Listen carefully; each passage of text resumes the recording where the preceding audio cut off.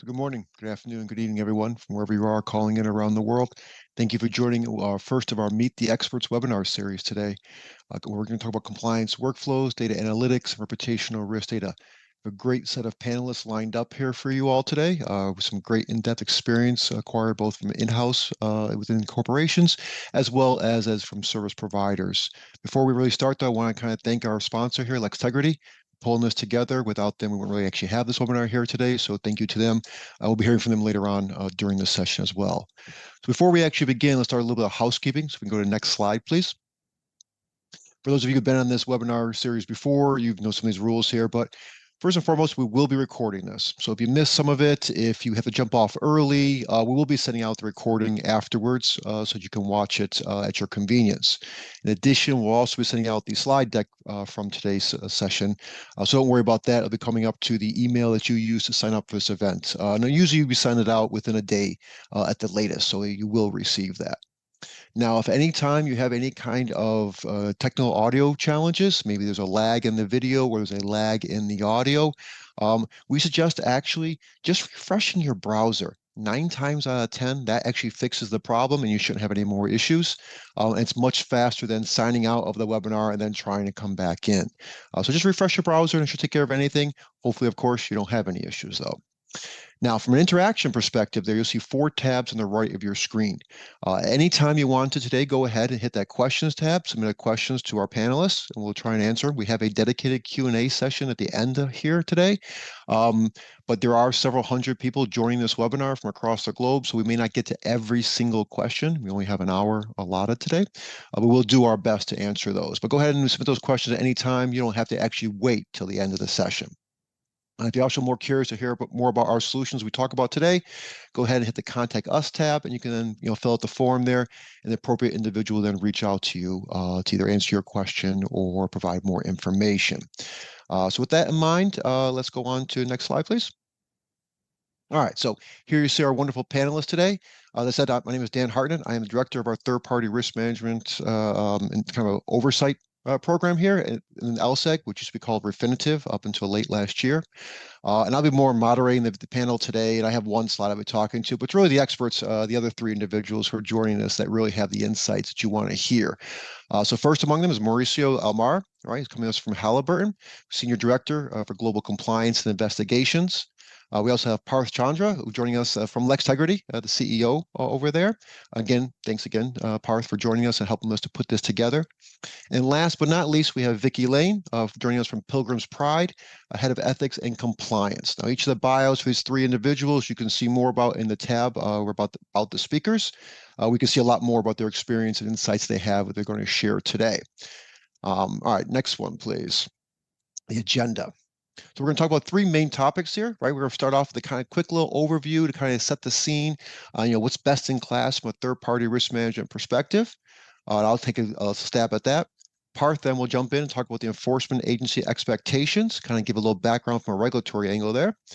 And then finally, Vicki and Mauricio will then talk about their experiences at their individual firms and what they've seen and done to kind of overcome some of these challenges. And then we'll conclude with a Q&A session, as I mentioned earlier. Now, before we actually get into the meat and hearts of our presentations today, let's start off with a poll question, if you don't mind. A very simple one. You won't be graded on this. There's no exam or anything like that, but it helps to kind of just get us thinking about some of our topics. So if we can push out the poll to them, and I will read it off in the meantime. There's a little lag sometimes, about 10 to 30 seconds. But the poll should start showing in your screen. Go ahead and fill out the questions while I read it. So the question is, which of the following is an area of an improvement in your third-party risk management journey? Right? Is it number 1, automating onboarding and approval workflows? Number 2, consolidating multiple risk areas into one process? 3, integrating workflows with other systems such as contracting, procurement, or what else systems you may have out there? Is it 4, automating reputational data review or monitoring? 5, using analytics to analyze third-party financial transactions? Or 6, none of the above or something different, right? So the question will have to flow in here. We'll give it about another 30 seconds for everyone to kind of cue in what they feel their area of improvement needs to be. And then we'll show the responses to the whole thing. And this will help to actually inform our presenters and what they should highlight or double tap on as they go forward from here. We're getting a couple of responses flowing in. We'll give it a couple of seconds. Again, that question really was, which of the following is an area of improvement in your third-party risk management journey? All right, we're seeing we got a couple. It's kind of almost an even split on some of them here. We'll go ahead and start to show the results, so if you will, and we'll talk that for 1 second here. So the results are coming across here. Looks like for right now, at least, the lead one for about 25% is consolidating multiple risk areas into one process, which is definitely an area of challenge. We've seen it from some of my clients as well, talking about how they go about doing that and what once previously siloed information areas from a risk management perspective. So it seems to be the one. Oh, it looks like it's breaking away at about 25% still. So the two of the top ones then were automating onboarding and approval workflows.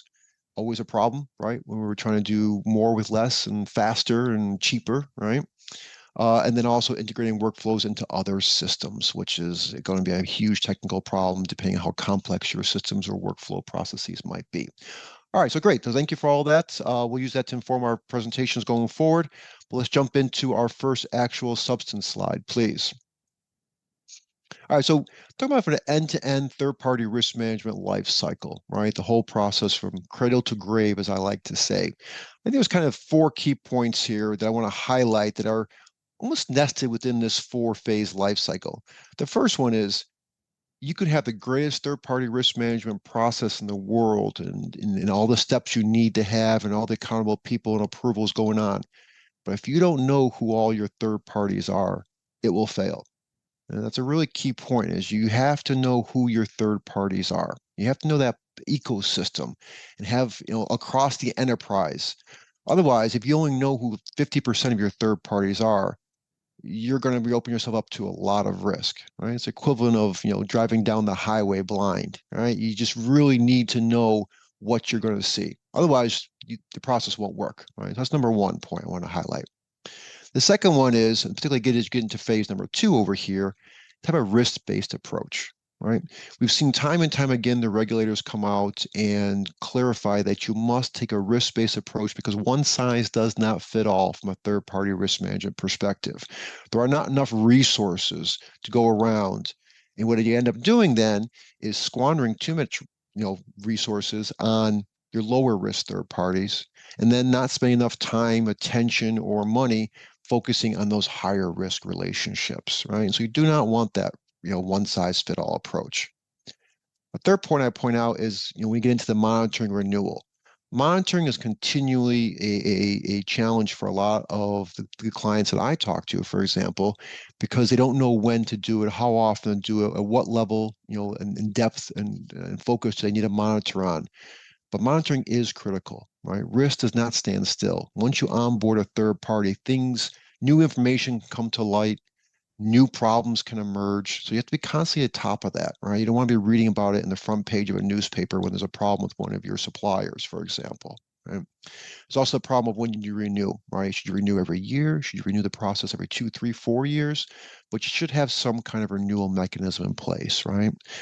And then finally, I think it's really important that you want to know, how do you go about managing all of these? If we're talking about having all of your third parties accountable for this process, you have to have some kind of centralized workflow system, right?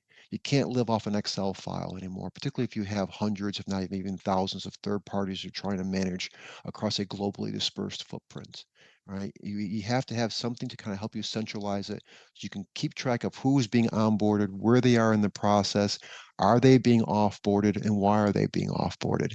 But doing that in an Excel file is just not the way of being able to do that. Too much human error, too much loss of knowledge, institutional knowledge if people leave, right? So those are kind of 4 points I would highlight there from the end-to-end, third-party risk management process. At that point, let's go to the next slide, and Parth, I'm going to turn over to you to talk about more kind of the enforcement expectations, please. No, thank you, Dan.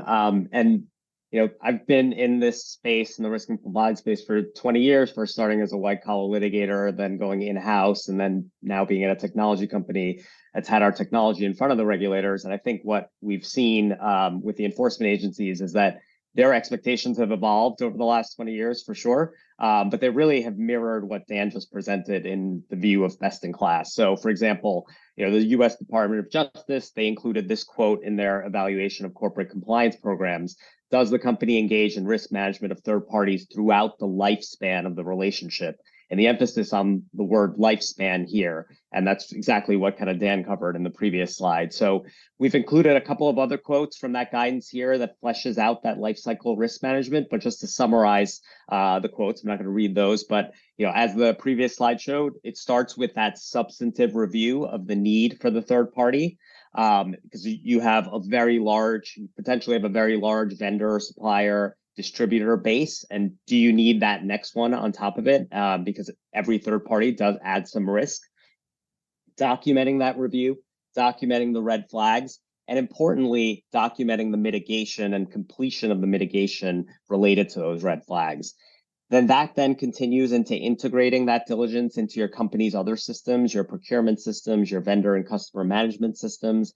And then finally, the DOJ at least talking here about, in the last quote, about looking at financial data to ensure that payments are appropriate given the scope of the work that was done by the third party. So meaning, look out for anomalies in your financial data that could indicate non-compliance that happens after the due diligence is done. So whether it's potentially not a legitimate third party or a legitimate third party not behaving in a legitimate way, looking at your financial data to find that. So that's really all Dan and I wanted to provide, just a brief overview of what best in class today is and what the enforcement agencies have said publicly about their expectations. And we really wanted to focus the remainder of this session today, this expert session, on two very concrete case studies from Halliburton and Pilgrim's Pride on their journeys around end-to-end third-party risk management. So I'm going to turn it over to Mauricio to kick those case studies off, and maybe we could turn it over to the next slide. And over to you, Mauricio.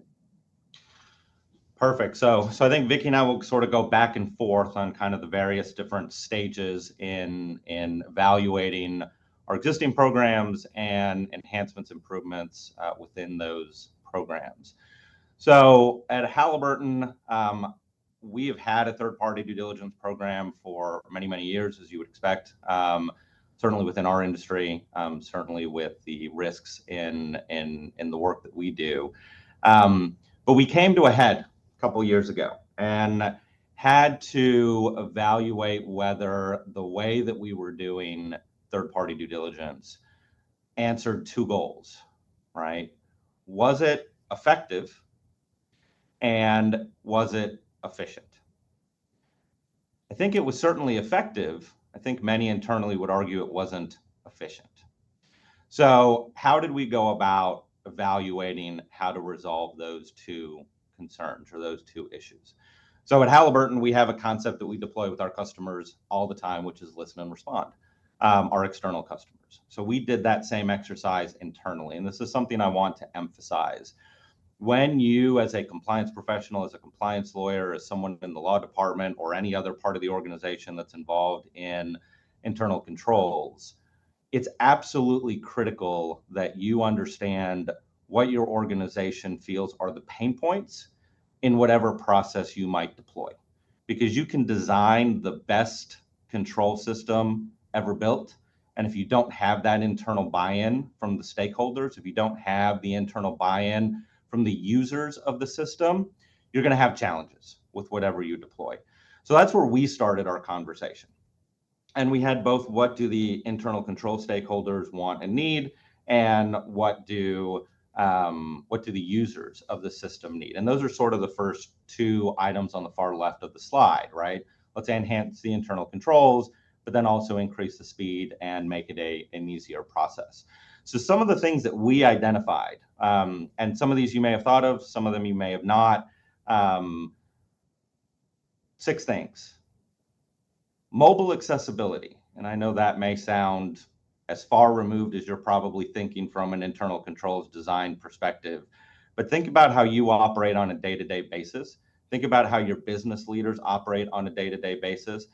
They're likely, although maybe, but likely not lugging around their laptop everywhere they go, right? But they're interacting with vendors, they're interacting with customers, they're interacting with regulators, with government officials, doing their business with their mobile device. So if they need to quickly access a system to request approval for something, to evaluate a third party, to identify, can this third party help me in this? make that mobile accessible. And we put a lot of time and effort into developing a system that did that for our internal users. Visibility throughout the process and for all stakeholders. Oftentimes, you find systems that are really good, processes that are really good for the owners of the process. Me, law department. I can see my whole list of state interacting vendors, for example. But what good does that do if the person that's in the field that needs someone to help get a license or a permit or something else doesn't know who they can use? Right now, they're asking a bunch of questions. They're going to different sources. We made that accessible for everybody in a user-friendly system. Real-time access to all employees, an integrated screening resolution. This is another point I can't emphasize enough, particularly as a user that's going through the due diligence process. If you have to go to multiple different systems, it takes longer. It's more painful. It's more arduous. So anything that allows you to be able to put it into one unified system was what we wanted to do. And then the last two kind of relate to the first one, the enhanced workflow automation and the administration of the process. And what I'll say here, and then I know that we'll continue talking about this, is we, at least, our journey included really taking a look at what kinds of questions were we asking in the process? Were they the right questions? What kinds of data, what type of data were we acquiring? And could we use that data to actually find independent information that helped us assess whether a third party presented a risk or not? And who was involved in the process from either a review or approval perspective? I think those are things that as programs mature, as organizations mature, as your risk profile changes, as your industry adopts, as your footprint evolves, those are things that you should constantly be looking at. And that was part of our sort of improvement goals when we were going through this process. So, Vicki? Thank you, Mauricio. So we had a similar origin story. So we certainly had a third party, screening and management tool that we were using. It was effective. It was not efficient. Same thing. So we really wanted to enhance our third party risk management program to leverage a much higher level of automation and kind of a one-stop shop, not only with respect to the screening aspect, but we were really interested in having like the full our workflows around not only third party due diligence and vetting, but also disclosures and approvals, and then ultimately transaction monitoring. We wanted to have everything in one place. Because I'm sure, it's similar with all of you, we have systems that we've built, but they're very siloed. So it's very difficult to kind of get the full picture, your full risk profile.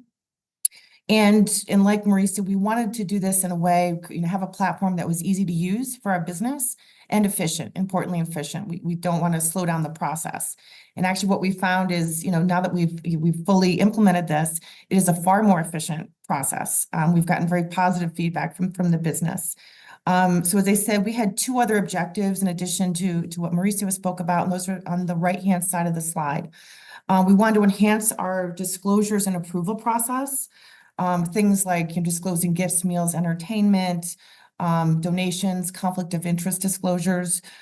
We wanted to make sure that we had that all in one place, that information. And we wanted to use one tool across all of these compliance functions. This benefits the compliance team, of course, because we just go to one location and we can kind of visually see trends. But it also is easier too for the business people. They go to one tool for all of these different functions. And finally, we recognize that risk management doesn't end necessarily with your initial due diligence. We wanted a system in which we could identify through our questionnaires that Mauricio mentioned, and also the results of our screening. Who are our higher risk vendors? And it allows us to not only do an initial screening of them against sanctions list, et cetera, but also to continuously monitor. So if we have a vendor that, was not on a sanctions list yesterday, we would get a notification that, the next day that this entity appeared on it. So that was very important for us too. And the final piece of this for us was transaction monitoring. We wanted to make sure that we were reviewing the third party, financial transactions to vendors as well as customers, distributor transactions to really advance analytics to look for outliers. So, this transaction monitoring and detection, is just another tool in our toolkit, in addition to our hotline and our audits to really identify risks as they emerge and to be able to respond in a timely manner. So I think the next slide, Mauricio, I'll hand it back to you. So how did we go about doing this? So I mentioned a couple of items, and this is something that I certainly encourage you to look at when you think about end-to-end third-party management, which is and my running comment, to not call it a joke, but my running comment with the business is, I can tell you on March 5th that this vendor seems to be a vendor we can work with based on our due diligence. I don't have a clue whether on March 6th that statement is still accurate. So I need tools, you need tools in order to be able to continue evaluating that. And one of the things over my practice that I've identified is we often ask a lot of questions. We ask for a lot of information. My favorite question of all time is to a third party, do you engage in corruption? If you ask that question and you ever got a yes response, I'm amazed. So we really, I don't want to say went back to basics, but we really took a hard look at our questionnaires to identify not just the questions we were asking, but what data were we getting out of those questions that then we could deploy for immediate due diligence and then longer term risk mitigation monitoring of that third party, right? Both from a transactional perspective, a reputational perspective. Vicky mentioned sanctions, anything else. So, there are your basics such as ownerships and address and things of that nature. But depending on your business, your location, your risk touch points, there are questions that you can ask both internally and externally that's going to give you relevant data that you can continue to pressure test throughout the life cycle of that relationship. So that's something that we really, really focused on. And at least our experience, and I suspect yours too, will be that your encyclopedia questionnaires will go down to a far more reasonable set of questions, which does two things in addition to getting relevant information. Makes your internal stakeholder a lot happier. It makes the third party that you're working with more likely to respond in a fulsome manner to a smaller set of questions, right? So you have to think about the psychology in the process of going through kind of that initial gathering of information phase. The second part of the process was to ensure that we had a technology that could deploy all sorts of different workflow automation, that it was dynamic based on location, responses to questions, however you risk tier your program. This has already been said today. There is no one size fits solution for any type of vendor review. I'll even advocate, and hopefully, and certainly we do, every vendor, every third party, customer, vendor, et cetera, that touches Halliburton is getting some level of due diligence. They're not all starting with me or my team. They may end up with me or my team, right? I think you have to think through that as well. But everybody's getting some level of touch point. But then how do you branch that? How do you automate that? How do you make it efficient? Email is not the way to do it. Excel spreadsheets are not the way to do it. And you will find, again, and I'm going to focus on this part of it because I know Vicky's touching on some other things. So I want to contribute the absolute criticality of the buy-in from the business on the process. So if your workflows are efficient and easy, if people are getting notified via email or whatever it might be, pings, think about the actual automation of how you do this, right? Not just the substantive part of it, but how are you getting people engaged? The easier it is, the more efficient it is, the faster things will move, which just buys into the program. And you're doing all of the things that you need to do to get that data and the analytics to advise the business appropriately on the risks associated with it. And then we wanted to ensure, and did, that we had a management tool that was simple to manage for our team. And this is something that, at least for us, was really important. When you're thinking about budget allocation for a project like this, whether it be a new tool or an enhancement to a tool, think about who's going to be managing that and who's going to be using that, and what do you actually need and what information do you want and what's going to be valuable to you. And that's how you built it, right? Not you need absolutely everything under the sun and the most complex system in the world. If that's what you're capable to handle and that's what you want, excellent, awesome. That's what you should get. If you want something that's more tailored to your needs, your interest, your capabilities, what you're looking for, ease of automation, ease of utility, I can't overemphasize enough on those factors. So Vicki, with that, I keep going for another 2 hours. I'm going to stop and let you jump in. Okay, thank you. So our experience has been, very similar to Halliburton's. We were able to fully automate the onboarding process. I agree with everything you said in terms of really need to engage your internal stakeholders, right? You're going to change an entire workflow, which was the case for us anyway. Involve early, your procurement teams, your vendor management teams, get their buy-in and feedback as you go along. We involved them in testing the system before we went live and really got really positive feedback from them. It is also a great opportunity to look at your questionnaires and really figure out, what information do I need from the business in terms of the business rationale? What information do I need, absolutely need from the vendor? So I think it's really made the process far more efficient.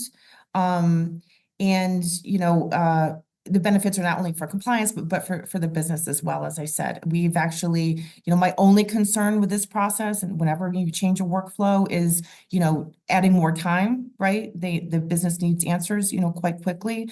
And we have pleasantly found that it has not slowed down the process at all. If anything, it's far more efficient. Okay, so next slide, please. Okay, so in the process, in our workflow of onboarding, we ask questions of our the internal business person who wants to engage the vendor. We ask questions of the vendor. That alone is not enough. As Mauricio pointed out, they're not going to tell you necessarily that they've had problems in the past. So the third piece of that is the screening. And so we chose LSEG. It was Refinitiv when we chose it. We really liked the fact that it integrated, both all of the sources of information that were being gathered, and also that it integrated really seamlessly with the LSGs platform. So we don't have to go to 2 different locations. The entire workflow is through LSGs. So, through the screening, we're able to look at, things as sanctions, watch lists, information on politically exposed persons, state-owned entities, and adverse media. So we're really able to capture within this screening, full risk profile. As I mentioned, this is done in an automated way. And so when a new vendor goes through our onboarding process, it's screened. We're able to use our questionnaires to identify whether we need an additional level of due diligence on a vendor because we view them as higher risk. And the nice thing about this also is from an audit perspective, our entire workflow is there. All the evidence of the work that we've done, the analysis that we've undertaken with a given vendor, any remedial things that we want to implement, that's all stored within the LSGs platform. As I mentioned before, we also are able to continuously screen certain of our vendors. We've taken a risk-based approach. Not every vendor is the same, poses the same risk profile. So it's allowed us to do that. It's definitely become more, effective and efficient. And then we're able to, by having the 3 systems together, or the 3 functions together, if we see a vendor that we consider higher risk, we can then more closely monitor transactions with that vendor as well. Dan, is there anything you'd like to add from LSEG's perspective in terms of screening and? No, just to say that I did not pay you to say those comments earlier and No, he did everything. not. So thanks, Vicky, for mentioning that. I think this is the way of the future, though, in many ways, where we bring our world-class data in there. You have a partner like LexTegrity, right, where you can get at the client's concerns or pain points, and that is the way you have to approach this in many ways, right? We're trying to improve the efficiency, making things easier, faster.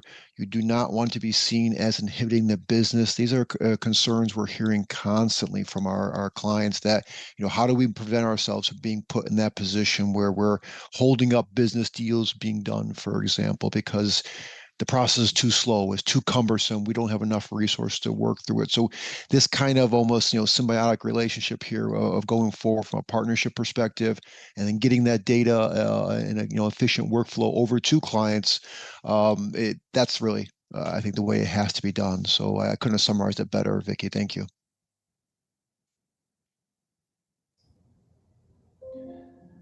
Yeah, and I'll so excuse me, I'll add a couple of points here.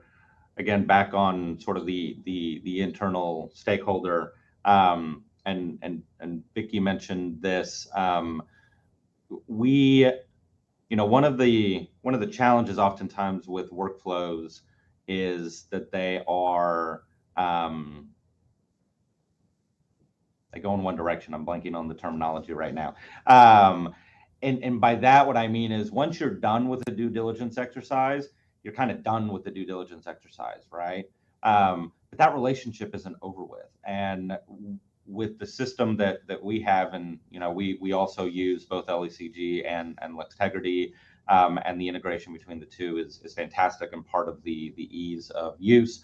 Dan, I'll preempt you. Dan did not pay me to say that either, and neither did Parth.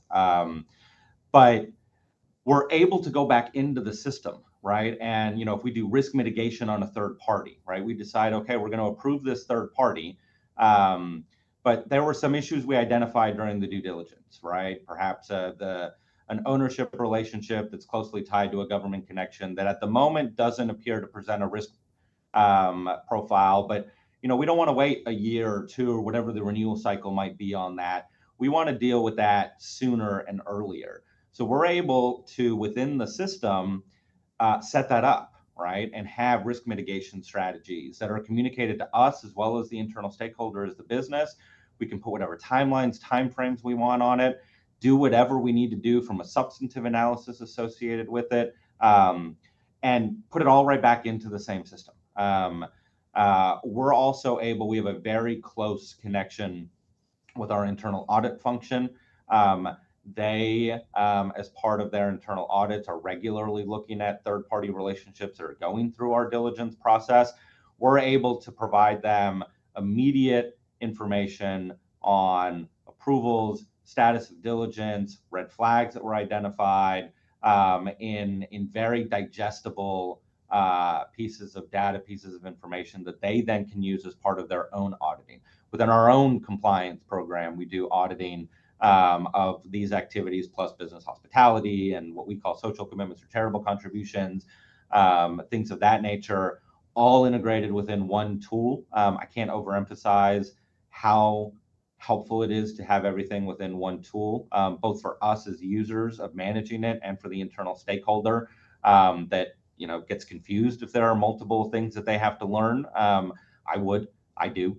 So all being within one. But we can provide regular information and data that's not just compliance focused. And again, when you're thinking about the internal stakeholder, if you give them a data sheet on you spent X amount of money on business hospitality over the last quarter, that's relevant to them, right? And they may look at that, perhaps not from your perspective of, okay, well, this activity was fine because legal reviewed it. We went through the process. I'm not concerned from a compliance perspective, but I might have some commercial concerns, and they'll talk to their business. And that may alternate the spend on it, right? Sometimes you have to think through, when you put in a process, there are tangential or superficial, not superficial, but parallel impacts to it, that you're collecting data that's relevant to those other stakeholders for your purposes as well as their purposes, and they will deploy it for reasons that help everybody within the organization. So, I wanted to focus on that. One other point that I didn't address beforehand that I did want to touch on is, when we went through this exercise, we focused very heavily on accountability within the process. Every single third party has what we call an internal business sponsor, or for our highest risk third parties, relationship managers that do a significant amount of ongoing monitoring work. But there is somebody within the business or another support function that owns that relationship, right? And they are the ones that are driving this due diligence. And we found, and I think you would find, that if this is just some process that the lawyers are having to deal with or the compliance department is having to deal with, but it's not impacting my day-to-day, you get some level of buy-in. When they own it and they can't move, they can't pass go, they can't collect $200, they're stuck at Broadway or Boardwalk, they'll get engaged, right? Because it is a critical matter for them. And at least in our case, we used to have the law department go first and the business go second in terms of kind of approvals. We flipped that on its head. That's been very successful. It also has led to relationships not even needing due diligence, because the business decides at various levels through the structure, this is not a commercial relationship that we want to engage in. This is not a vendor that we need, because we have these other vendors that do the same work. So again, another way to make your process more efficient, with more decision makers that are involved, and that I don't want to say the onus, because it's not the onus, but the responsibility lays on that individual, that group, that department, that location, that geography that wants or needs that commercial relationship. That's been a key win for us through this process. And I would just add, Mauricio, to some of those points and the points that you raised, Vicky, breaking down these silos of processes and stakeholders obviously makes your process more efficient and also effective from a risk management perspective, because everyone's looking at the information together as opposed to each looking at it in a separate system through a separate process on a separate timeline. There's also real opportunities to integrate multiple risk areas as well. And I know in the survey about 20% of folks, I think, said that looking at multiple risk domains or risk areas is of interest. That's a clear area to win, where you can bring in other stakeholders. It's great for your external stakeholders and the third parties to not get hit with 4 different due diligence processes coming from the same organization. It makes your company look externally more organized, but it also, from a risk management perspective, allows you to look at ethics and compliance risks side by side with labor and human rights diligence, sustainability. And obviously the expectations are increasing, the vectors of risk for organizations are increasing dramatically. And that's where you could combine a smart workflow tool that can send different questionnaires, can risk score those different risk areas differently, as well as using LSEG's data, which has all sorts of risk domains beyond just the core ethics and compliance risks. Kind of marrying those two things together is another really big opportunity that we've seen a lot of companies leverage. Obviously, there's change management there if you're dealing with an embedded process that's been years in the making of breaking that apart. So you may want to phase that in, but it's having that goal in mind is a real nice way to get more buy-in within the organization. Maybe turn it back to you, Mauricio, I think. So I think we can, I think Vicky had touched on the integration, as well as the ongoing reputational searches that are fully embedded in the system. We certainly deploy that as well. So we can move to the next slide. So this is one that I think may be particular to Halliburton, but I wanted to share this with you, both from a substantive perspective, but also from a technology perspective on how we do it. So, as with any risk-tiered program, we have a tier that is our highest risk third-party interactions agents. as you might expect. And the ongoing monitoring for agents is highly monitored, highly process driven, and I want to focus on a couple of things. The first one is, and I don't want to discount all of the benefits and the need for technology. It has made our process significantly more efficient. It took our efficacy. Our program was already effective. It took it to a new level of efficacy. But there still is the human element in the process, right? And this is sort of what the contact report process for us is. So with our third parties, as you would expect, there's financial transaction monitoring, right? There's renewals. We have what's called an agent review committee of executives that reviews our commercial agent relationships. But we require all interactions with our commercial agents to be documented. Whether that be a sit-down meeting, whether that be an interaction with a customer, whether that be email correspondence or whatever it might be. And the rationale behind that is sort of twofold. If you're not having contact with an agent, why do we need the agent? Or are you not effectively doing your job of being engaged with the commercial agent to ensure that they're engaged in their business consistent with our code of business conduct, our anti-corruption policies, et cetera? So it goes back to that comment of, on the day that the agent or the third party is approved is the day that I put my kind of seal of approval, if we want to call it that, on it. But there needs to be ongoing monitoring with that relationship, right? People at those third parties change, environments change, et cetera.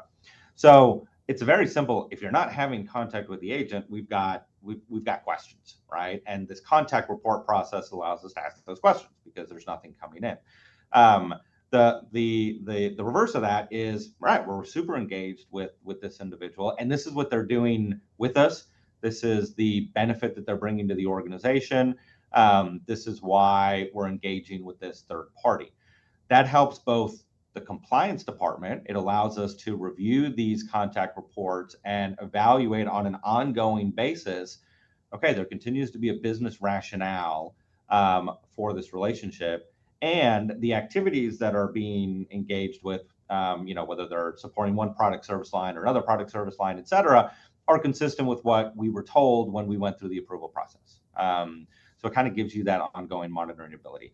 It also helps, and again, going back to the internal stakeholder, it helps senior management that's incorporated on these contact reports to know what's going on, right? And for them to be monitoring from both a compliance as well as a commercial perspective. So I just wanted to give a little bit of that background for the kind of substance of why we do this. Now, pre our current platform, this was done via it was done not via email, but via email on an Outlook form. If you've ever tried to use an Outlook form on a mobile device, good luck. I don't actually think, maybe it's possible now. It was inefficient, right? It was effective. People were doing it. We were able to monitor all of the substantive reasons we want to do it, but boy, people didn't like it. Now, they have a meeting and they just grab their cell phone, they log in, answer 3, 4, whatever questions it is, and before they've even left the building, they've submitted this and they're done, right? So it's real time. It's right in their head when they're doing it. They're not trying to remember it a week later. So it made it more efficient for them, and it made the input better for us. So I know I kind of went a little bit more in depth on that process. I haven't spoken to other companies that do something similar, so I thought I would share it. It really works for us, and it helps us add a bit more of that human element to the ongoing monitoring to supplement the technological risk analysis, the public data information, the transactional analysis. So that's been really effective for us as well. Okay, next slide, please. So I won't spend a lot of time on, no, back one, please. I won't spend a lot of time on this. I touched upon this before. We were looking for a solution that we could really combine our workflows and have greater visibility into really all the components of our compliance program. So, I think like most companies, we were working in silos. We had our conflict of interest disclosures, for example. We automated the best we could with fillable PDFs, but ultimately the data we got was in a spreadsheet you really can't do much with, and it's divorced from the SAP system, which is what we use. So we really wanted to be able to tie all the pieces together and actually be able to respond to the disclosures and approvals as well. So combining the workflows here, another example is, so we have approvals for making donations, we have approvals for gifts, meals, and entertainment. We can run our screening. We can now combine, those disclosures and approvals with screening, so that we're going to be making a donation to a charitable organization or some other organization. We can run a screen on them as well to understand, who we're, what the risk profile is with this third party. I think we're running short on time, so Parth and Dan, I thought maybe we'll just move it to the next slide and get into the last topic. Okay. So this is the piece that I'm most excited about. We've recently implemented it, and it's just been a game changer for us. So I recall a few years ago, I attended a conference in which Matt Galvin from the Department of Justice spoke, and I'm sure many of you know who he is. He's the DOJ Counsel for Compliance and Data Analytics. And I remember him saying, as compliance officers, you're responsible for knowing all of your company's data, which is a really big ask, right? So, we do our due diligence within the company to understand the different systems, but trying to detect an issue is like trying to find a needle in a haystack. So I really feel that with this tool now, we have a really good ongoing detection system. So Parth can get into the technical aspects of the data analytics. We refer to as transaction monitoring. But this is basically where we can in real time monitor transactions from SAP, that's the vendor payments, as well as customer and distributor transactions. We set risk scoring on different criteria. And this is one of the things that I really have liked about the tool. It's very easy to adapt to your particular business, right? I mean, Halliburton's, risk profile is different than Pilgrim's. So we've been able to we monitor in real time. It pulls data from SAP on a daily basis. And then based on our risk scoring, we will be notified through an email or through the tool itself that there's a high risk transaction that you should look at. And I also really like this tool because it's easy to change as it evolves, right? Your risks evolve over time. So for example, kind of getting back to the combining workflows, if we have a vendor that we think is high risk, as I mentioned before, we can then put that into a risk scoring within the transaction monitoring piece and more closely monitor those transactions. So before we implemented this tool, the best we could do was really auditing, right, of high risk, what we perceived as high risk transactions. But here we have visibility into every single transaction. So Parth, do you want to add a little bit about like the technical side of this and the transaction monitoring piece? Yeah, no, sure. And I know you want to talk a little bit about the results of this as well for your team, but I'll jump in very quickly. I think here we tried to graphically represent what the approach in our tool is around aggregating risk scores here. There's two examples in the vendor spend, procure to pay domain, and the customer revenue, as Vicki mentioned, order to cash or distributor domain. And really the difference here between, a dashboard or a, one key risk indicator where you're looking at, a round dollar payment is you're aggregating multiple risk lenses simultaneously to aggregate a risk score for the transaction, increasing the likelihood that you're bubbling up to the surface those needles in a haystack, because otherwise you may get drowned out by a lot of false positives, a lot of issues, or if you're just visualizing your data, a lot of dots on a chart where you don't necessarily know which transaction of these 1,000 dots am I actually supposed to look at. It may not be the one all the way on the far right, which is the highest amount, but it may be a smaller amount spend item, but one that has many, many risk indicators related to it. So here, the example on the vendor payment on the left, you have one payment and it's hitting on 6 different risk indicators at once. Now you may be applying 20 different risk indicators to that payment, but 6 of them have hit, quote unquote, as higher risk. So you have a payment that's potentially to a duplicate vendor, and it looks like it might even be a duplicate invoice. It's also being paid very quickly. So, perhaps your company's payment terms are net 60 days, but this vendor is being paid in 2 days. So it's a really abnormal situation, maybe some sort of emergency payment that raises some risk. But it's that combined with the duplication, combined with a potential conflict of interest hit where potentially the vendor's address is matching 100% or a very high match level with an employee's address of the company. So it might be a sham vendor that's been created by an employee.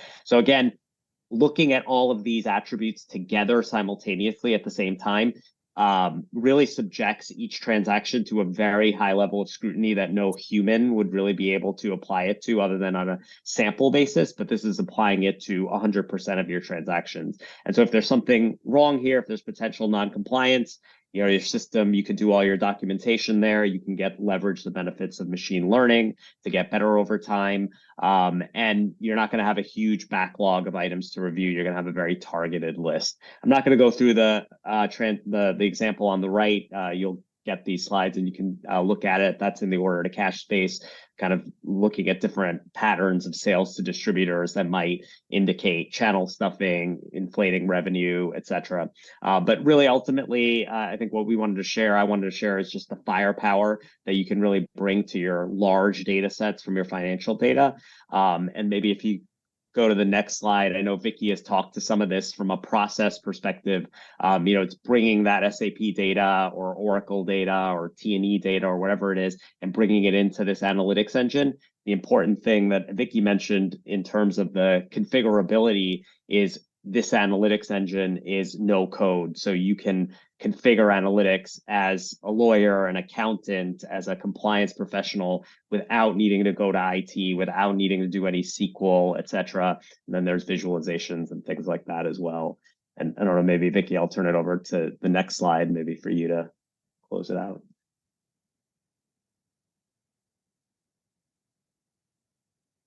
Oh, you might still be on mute, Vicky, sorry. I will always do that, apparently. I will never stop. So this has really been an important, new tool for our compliance function. As I mentioned, it does give us visibility into real-time transactions and being able to respond in real time to any issues that we see. It's, as I said, this has helped us find that needle in a haystack, which there was really no other way for us to do it, given the volume of transactions we have. We're able to, escalate the highest risk transactions for review, quickly deal with any issues that arise.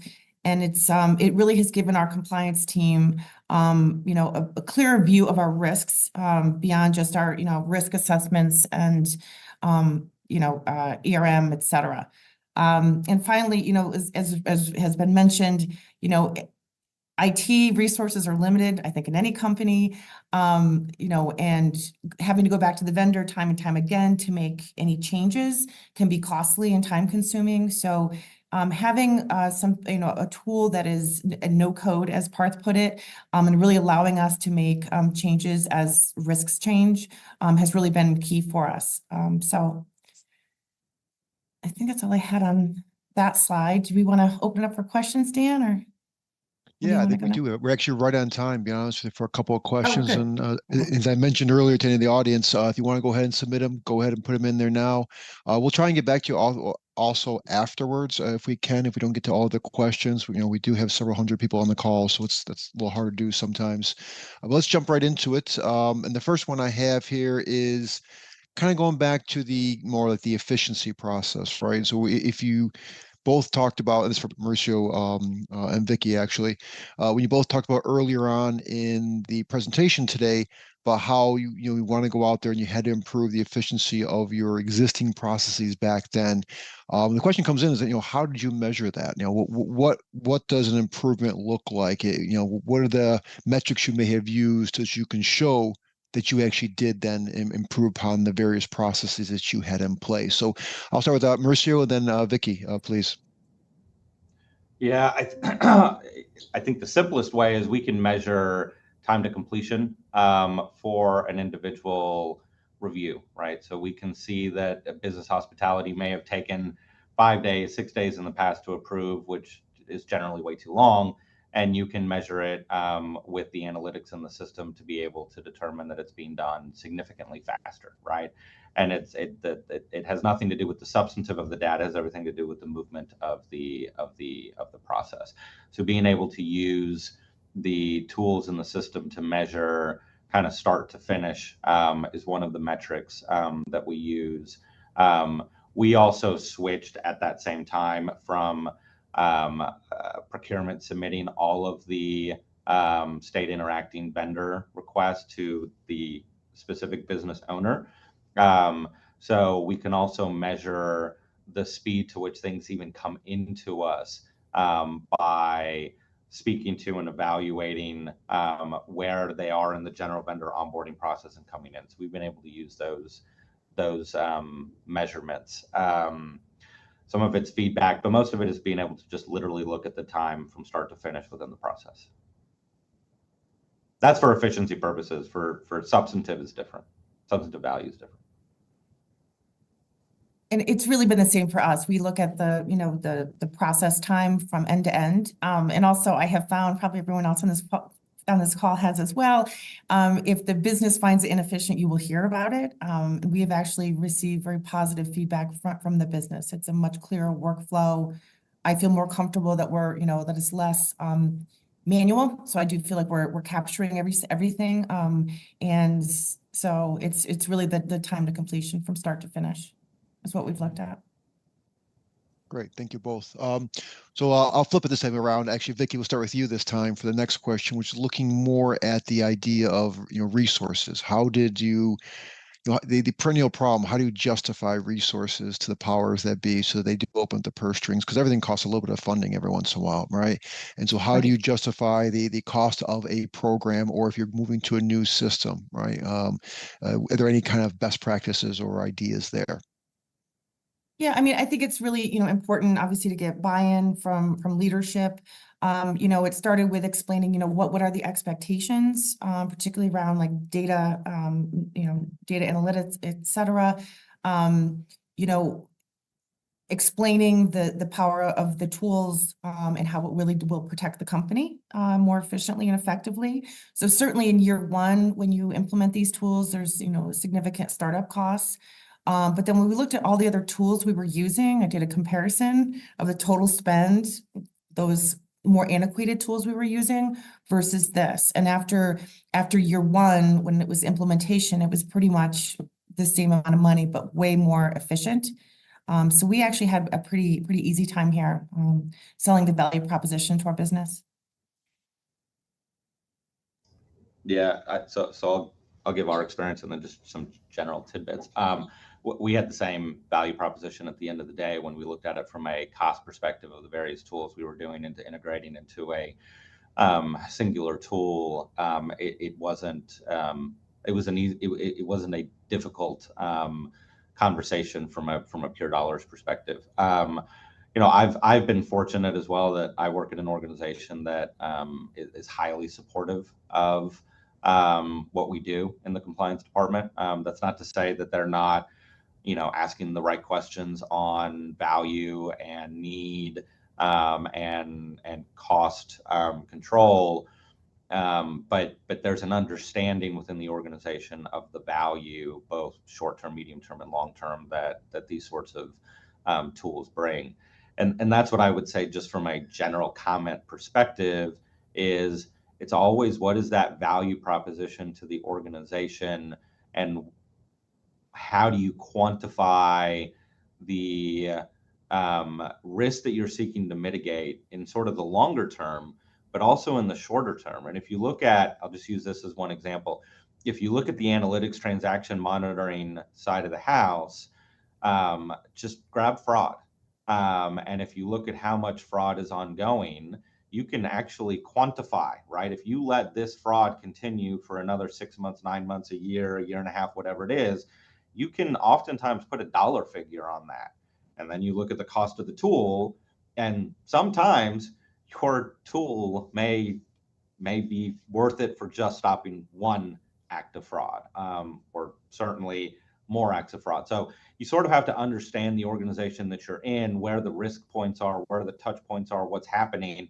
And that's your business case, right? Is that this tool will cost X hard dollars, but can save Y hard dollars in a short, medium term opportunity. But in addition, there are legal requirements, regulatory requirements, and we're guarding against a broader risk to the organization.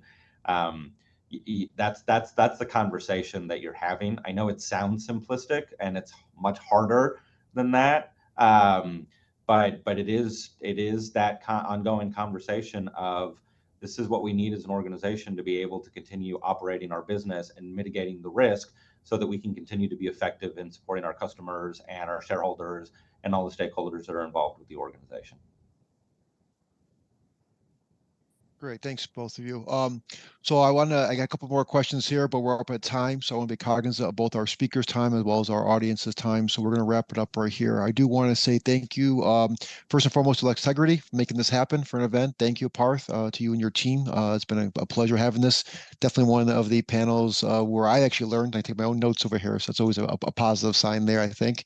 Thank you both also to Vicky and Mauricio for helping out here and giving your insights and experience. We really appreciate that. It's great to hear kind of the inside voices rather than just the practitioners talking sometimes, right? And then thank you, obviously, to Open Exchange for hosting this and to our audience for attending. So we'll be sending out the recording and the slides shortly, so look for those in your inbox. And we wish you a great rest of your day going forward. Thank you again.